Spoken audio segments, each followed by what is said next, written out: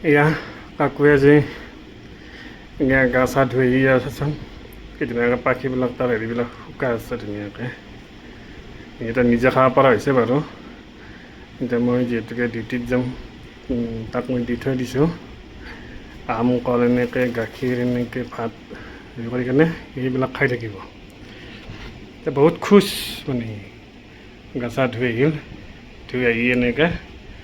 এতিয়া মানে সি মানে হেৰিত আছে আৰু পাখিবিলাক শুকাই আছে ৰ'দত থৈছিলোঁ অলপ টাইম কিন্তু ৰ'দত বেছি টাইম থ'ব নোৱাৰি গৰম লাগিব সেইকাৰণে ইয়াত আনি পেলাই ইয়াত থৈ দিলোঁ আৰু যিহেতুকে মই ডিউটিত যাম নাথাকিমে বেছি টাইম কাকু এয়া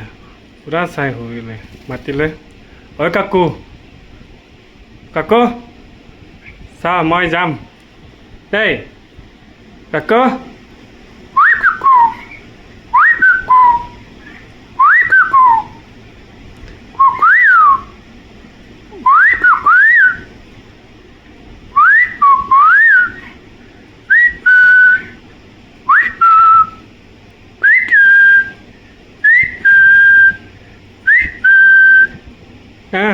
দেই